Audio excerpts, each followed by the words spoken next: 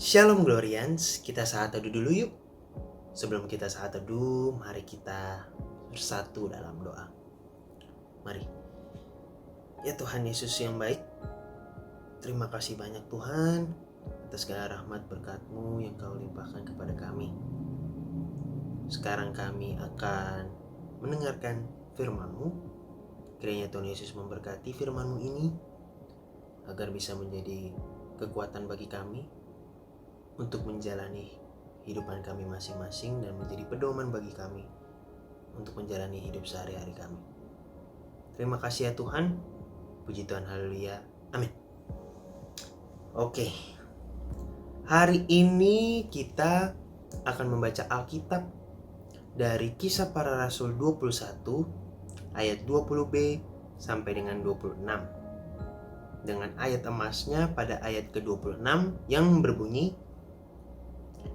pada hari berikutnya, Paulus membawa orang-orang itu serta dengan dia, dan ia mentahirkan diri bersama-sama dengan mereka. Lalu masuk ke bait Allah untuk memberitahukan bila mana pentahiran akan selesai, dan persembahan akan dipersembahkan untuk mereka masing-masing. Oke, judul renungan kita hari ini adalah kesediaan menerima masukan.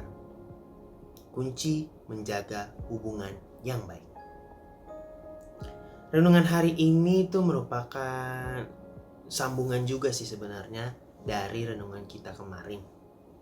Dimana untuk mencari suatu informasi atau berita, kita nggak boleh asal.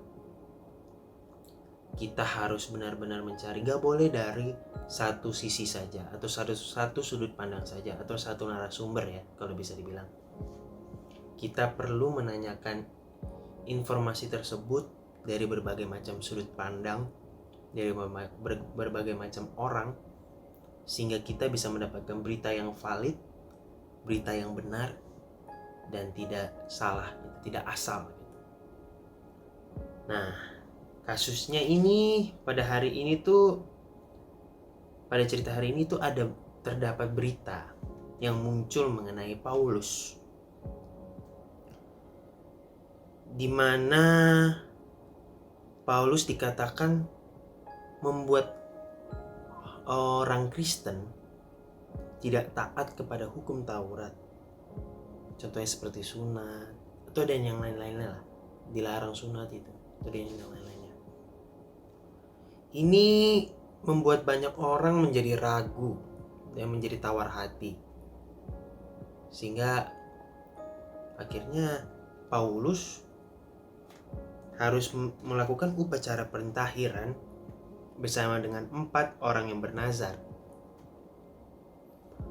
Tindakan upacara pentahiran ini bisa disebut juga dengan tindakan klarifikasi ya kalau zaman sekarang, dimana dia harus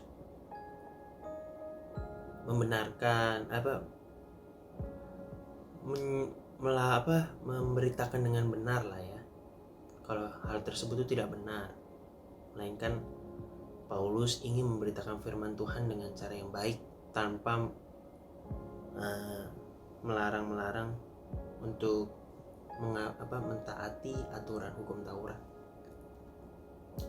Yang bisa kita pelajari dan renungkan dari ini adalah 2 hal, yaitu kepercayaan dan hubungannya yang baik itu perlu dilakukan tindakan klarifikasi agar berbagai berita itu tidak menimbulkan keraguan.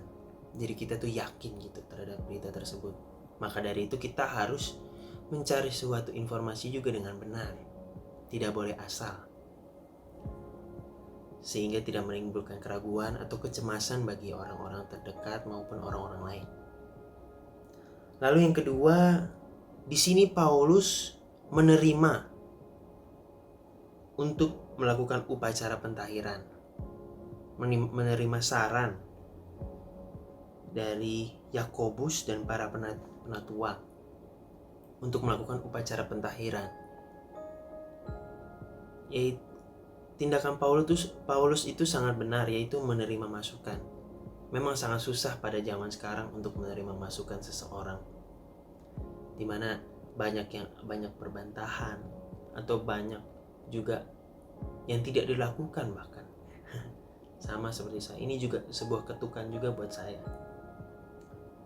Kalau misalkan masukan tuh harus kita dengarkan baik-baik, gak boleh diremehkan juga, sehingga masukan itu menjadi salah satu modal untuk menyelesaikan persoalan sebenarnya. Jadi kita tuh harus benar-benar mendengarkan masukan dari orang lain. Siapa tahu salah satu masukan dari orang lain itu bisa berguna juga bagi kita ke depannya. Gitu. Seperti yang dikatakan Amsal 25 ayat 12. Teguran orang yang bijak adalah seperti cincin emas dan hiasan kencana untuk telinga yang mendengar. Gitu. Jadi jangan lupa ya, kita harus menghargai orang juga, mendengarkan dan menerima masukan orang lain. Siapa tahu masukan-masukan tersebut juga bisa berguna bagi kita ke depannya. Gitu. Oke, mari kita satu di dalam doa. Tuhan Yesus, berikanlah anak-anak-Mu ini kerendahan hati untuk sedia menerima masukan, agar hubungan baik dengan sesama dapat terjaga. Amin. Ingat ya teman-teman, jangan lupa tetap semangat menjalani hari Anda. Selamat beraktivitas. Tuhan Yesus memberkati. God bless. Semangat.